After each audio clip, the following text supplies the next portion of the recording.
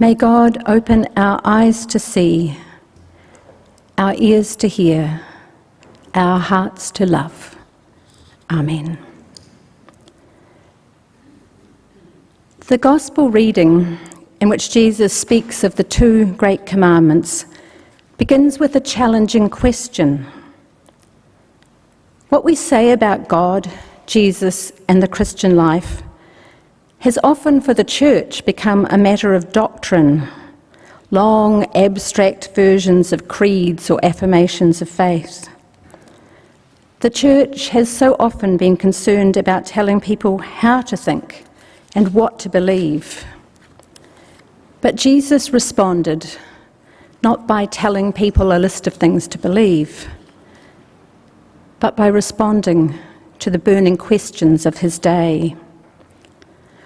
Often the context was the questioning of the oppressed crowds, but in today's reading, the question comes from a religious leader. Throughout Matthew's Gospel, Jesus is both utterly orthodox and a profound threat to the religious establishment. After his entry into Jerusalem and his prophetic attack upon the temple administration, the scribes and the Pharisees had become desperate. They publicly confront Jesus in order to discredit him. The question of the greatest commandment follows questions concerning the legitimacy of paying taxes to the emperor. When asked which commandment is the greatest, Jesus quotes Judaism's most fundamental, ancient, and widely recited biblical passage, the Shema. You shall love the Lord your God with all your heart, and with all your soul, and with all your mind. We find that in Deuteronomy chapter 6, verse 5. But unwilling to leave it simply at that, Jesus adds another verse, which he says is like the first. From Leviticus, the reading that we heard this morning, you shall love your neighbour as yourself. Jesus initiated a reformation in Judaism, one that eventually caused a schism with the formation of the early Christ communities. This weekend, all over the world, churches will celebrate the Protestant Reformation. One of the slogans of the Reformation was Semper Reformanda, always reforming. So on October the 31st, 1517, a Roman Catholic priest named Martin Luther nailed his 95 theses to the door of the church in Wittenberg. His theses enumerated the wrongs and the abuses of the church of his day. It included many theses reforming but not removing the selling of indulgences. Thesis 41, papal indulgences must be preached with caution, lest people erroneously think that they are preferable to the good works of love. In 42, the buying of indulgences should not in any way be compared to works of mercy. And 43, he who gives to the poor does a better deed than he who buys indulgences. So Luther posted these and the rest of the 95 theses on the door of the Wittenberg church, and the newfangled invention of the printing press ensured that his protests were reproduced for all of Europe to read. Luther challenged the most powerful institution the world had ever known. The power of the Holy Roman Catholic Church rested upon an interpretation of reality that envisioned a God who sits in judgment upon a throne in heaven, a God who commanded a quid pro quo relationship with his, used advisedly, subjects, who sent his only Son to die as a sacrifice for the sins of humanity, saving them from the wrath of this God, who had no other choice but to condemn sinners to eternal torment in the fires of hell. A God who established the church on earth to oversee the administration of the atoning power of Jesus on the cross. A church so powerful that it could sell you a piece of paper called an indulgence that would whisk you or your loved one out of the pits of hell and up into heaven, into the glory of the presence of God the Father. Martin Luther's objections to the abuses of power that emanated from Rome were the culmination of many attempts to free people from the bondage by images of God that served the needs of the institution that had claimed ownership of Jesus' life and teaching. But even though Luther railed against the church's selling of indulgences, he still approved of the threats of hell. In Thesis 4, he says, Christians should be exhorted to be diligent in following Christ their head through penalties, death, and hell. The threat of hell empowered the church to hold all of Europe in its firm grip. The economic system undergirded by the sale of indulgences was cruel, but it was effective. As long as God was in his heaven, mere mortals had no choice but to obey God, to obey the church, and to obey the earthly rulers of the state.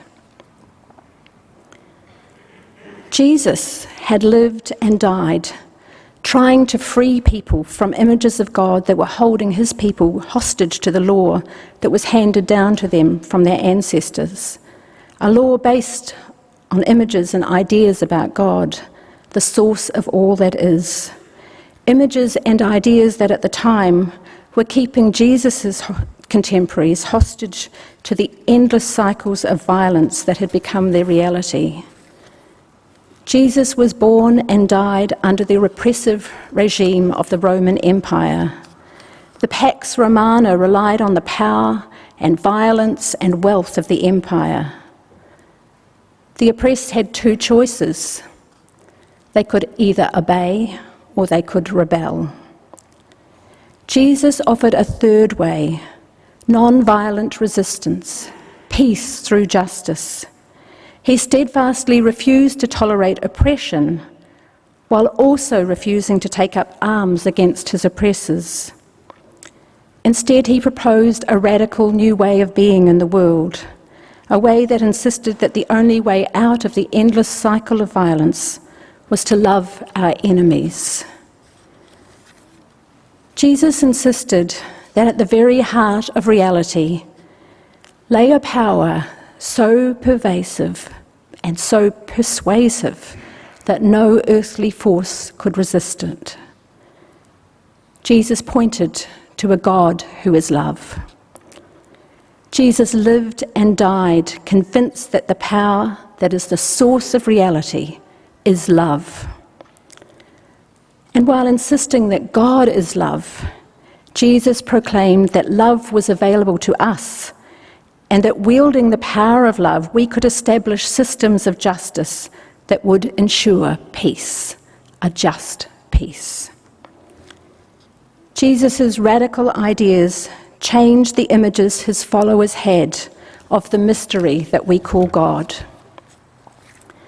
But by the time Martin Luther nailed his 95 Theses to the church door, to the door of the institution, that institution had thoroughly domesticated the teachings of Jesus. It had all but abandoned his radical way of being in the world. Since the late 20th century, progressive theologians, aware of the approaching 500th anniversary of the Protestant Reformation, have named aspects of their project in terms of a new Reformation. In 1998, John Shelby Spong developed 12 theses for the new Reformation. In her book, The Great Emergence, Phyllis Tickle wrote that every 500 years, the church goes through a giant rummage sale, cleaning out old forms of spirituality and replacing them with new ones. She pointed to Constantine in the late 4th and early 5th centuries, the great schism between the Eastern and Western churches in the 11th century, the Protestant Reformation in the 16th century, and now progressive and emergent Christianity in the postmodern 21st century. Former Catholic priest Matthew Fox is another voice of the new Reformation. In 2005, after being silenced by the Vatican, He looked around at the state of the church and decided it was time to return to the cathedral in Wittenberg, where with much fanfare he posted his own 95 Theses for the 21st century. Fox began his protests with reimagining a post-theistic God. His first statement is God is both mother and father. God is always new, always young, always in the beginning. He said that God, the punitive father, is not a God worth honouring, but a false God and an idol that serves empire builders. The notion of a punitive, all-male God is, he said, contrary to the full nature of the divine. He quoted Meister Eckhart, who said, "All the names we give to God come from an understanding of ourselves. Thus, people who worship a punitive father are themselves punitive." Theism, he said, the idea that God is out there or above and beyond the universe, is false. All things are in God, and God is in all things. And I think that Dorothee Zola's idea of mutuality, that God cannot give us anything unless we become bearers and givers of God's power, fits well with his understanding. Fox claims that original sin is an ultimate expression of a punitive father God and is not a biblical teaching, but rather original blessing, goodness and grace is biblical. He says that consumerism is today's version of gluttony and needs to be confronted by creating an economic system that works for all peoples and for all of Earth's creatures. He says that the dark night of the soul descends on us all at some time, and the proper response is not addiction, such as shopping, alcohol, drugs, TV, sex or religion, but rather to be with the darkness and to learn from it. He says that authentic science can and must be one of humanity's sources of wisdom, for it is a source of sacred awe, childlike wonder and truth. He says that the three highways into the heart are silence, love and grief, and the two highways out of the heart are creativity and acts of justice and compassion. As Luther's theses were disseminated via the newly invented printing press, Fox used the 2005 invention of YouTube, where he posted a video of his experience of trying to post something in modern-day Wittenberg. Semper reformanda. Here we stand, some 500 years after Luther shattered the images of the mystery we call God. And once again we find ourselves trapped in a world that is rife with injustice, with nothing but an image of God who seems incapable of leading us to victory, and so there is no peace. What needs reforming once again is our image of God, and Jesus' echoing and radicalizing of the Jewish commands to love God and neighbour still calls out across the millennia to shape and reorient our theological imaginations. How can we reimagine the contours of the energy that lies at the heart of reality? Always reforming, what images can we conjure up of this mystery that we call God? What if the whole point of Christianity is to set us free from the idols that we have come to worship? What if that essence that lies at the very heart of reality, that mystery that is the very core of our consciousness, what if that wondrous energy that runs through all creation, what if that being that lies beyond our ability to imagine, that thing that we call the divine, is so much more than we can ever begin to contemplate? I believe that we will never know this deep reality until Luther's God, the God of hell and judgment, the God of the Reformation, is dead. When the theology of the Reformation, the punitive father, and the fear of hell is overcome, we can open ourselves to the mystery to which Jesus was pointing. We may live fully, because it's in the living that we can learn about the thing that lies at the heart of reality, that mystery that is the core of our consciousness, that thing that our ancestors in faith experienced as so marvellous that they refused even to speak its name. We may live fully as people loving God and loving one another, caring for this precious creation, passionately tending to the earth and its creatures, living fully, discovering, learning, experiencing it all, and helping others to do the same. Semper reformanda, always reforming. This is new life.